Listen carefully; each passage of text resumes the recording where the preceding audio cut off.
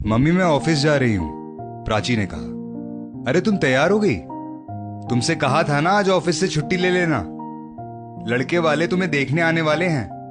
अंजलि ने अपनी युवा बेटी प्राची से कहा। मम्मी समझा करो, आज प्रमोशन और इंक्रीमेंट की घोषणा की जाएगी। मैं छुट्टी नहीं ले सकती, पर हाफ डे लेकर जरूर आ जाऊंगी, प्राची ने मां से गले लगते हुए कहा और ऑफिस चली गई। आज वो दिन आ ही गया जिसका प्राची के परिवार को इंतजार था। इंतजार सबका अलग अलग तरह का था। अरे अंजलि, भगवान के सामने अखंड दिया जलाओ। भगवान ने चाहा तो आज हमारी बिटिया सीनियर मैनेजर बन जाएगी, प्राची के पापा अजय जी बोले।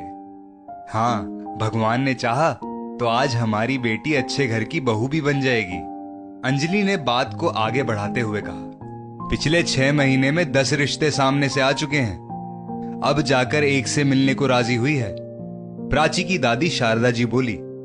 ऐसा लगता है जैसे कल की ही बात हो। शादी के 3 साल बाद तक जब मैंने खुशखबरी नहीं सुनाई तो आप चिंतित हो गई थी। इलाज करवाने की सलाह दे दी मुझे। नीम फकीर तक के पास जाने को कह दिया था आपने।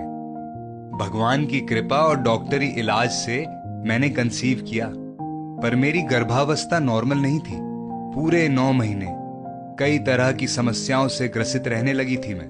पैरों में बहुत ज्यादा सूजन की वजह से चलना फिरना भी मेरे लिए मुश्किल था। बीपी भी हाई रहता था हमेशा। ऐसे में 7वें महीने में ही हमारी प्यारी प्राची का जन्म हुआ।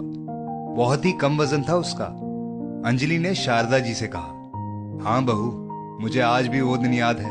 पोती वो भी कमजोर, सांवली रंगत लिए। उसे देखकर मुझे जरा भी खुशी नहीं हुई थी। जब डॉक्टर ने सूचना दी कि बहू दोबारा मां नहीं बन सकती, तब तो मैं सदमे में ही आ गई थी। सोच सोच कर परेशान थी कि मेरे इकलौते बेटे का वंश आगे कैसे बढ़ेगा, हमारे खानदान की वृक्ष बेला कैसे आगे बढ़ेगी। शारदा जी बोली, हर रोज आप उसे उपटन लगा लगा कर नहलाती ताकि उसकी रंगत में निखार आ जाए। आप कहती, बहू जरा नाक खींचा करो, बच्ची के कम से कम नैन नक्श तो सही रहे, वरना उसके हाथ पीले करने में बाप की कमर झुक जाएगी। आज आपकी उसी सावली पोती के लिए लाइन लगी है शादी के प्रस्तावों की, अंजलि बोली। हाँ भाई, बेटी की मेहनत रंग लाई। पढ़ाई में हमेशा से अव्वल रही हमारी प्राची, फिर बड़ी कंपनी में भी दिल लगाकर मेहनत कर रही है, तभी तो उसे प्रमोशन मिल रहा है। उसका आत्मविश्वास देखते ही बनता है, प्राची के पापा अजय जी बोले। अंजलि लड़के वालों के स्वागत के लिए तैयारियों में लग गई।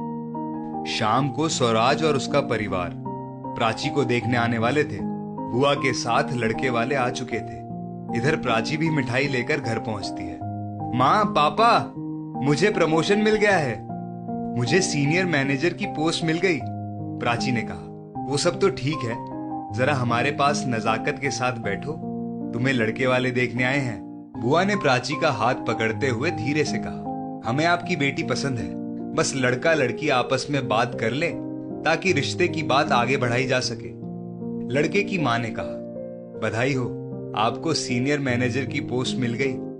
अब कितनी सैलरी हो गई है आपकी? लड़के स्वराज ने प्राची से कहा। अब मेरी सैलरी पूरे 1 लाख हो गई है।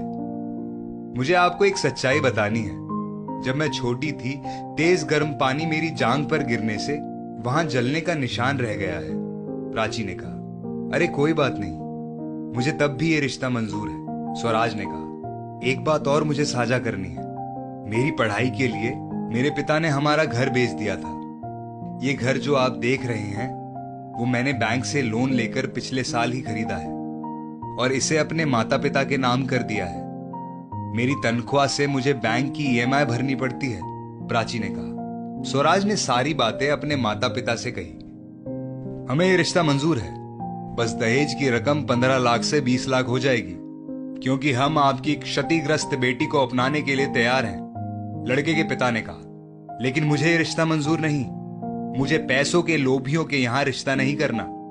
आप लोगों की जानकारी के लिए बता दूं कि मेरे शरीर पर कोई जले का निशान नहीं है और ना ही कोई मकान के लोन की ईएमआई भरनी है। वो तो मैं आपके लालच का इम्तिहान ले रही थी। आप लोग यहां से जा सकते हैं, प्राची ने आत्मविश्वास के साथ कहा। तो क्या आप लोग बिना कुछ दान दहेज के शादी करने वाले थे?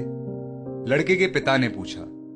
देते तो हम बहुत कुछ, लेकिन आपकी नीयत जान लेने के बाद माफ कीजिएगा, लेकिन ये रिश्ता अब नहीं होगा, प्राची के पिता ने कहा। 1 साल बाद उसी पिता ने धूमधाम से अपनी बेटी की शादी एक बहुत अच्छे परिवार में की, जहां लड़के वालों की तरफ से कोई मांग नहीं की गई थी और ना ही उन्हें बहू की तनख्वाह का कोई लालच था।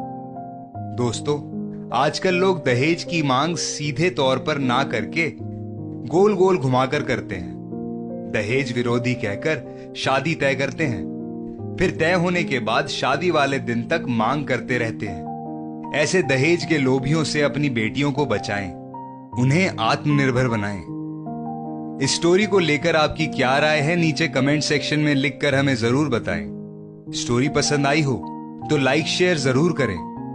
मिलते हैं एक और बेहतरीन कहानी के साथ जल्द ही। तब तक के लिए अपना और अपनों का ख्याल रखें। धन्यवाद।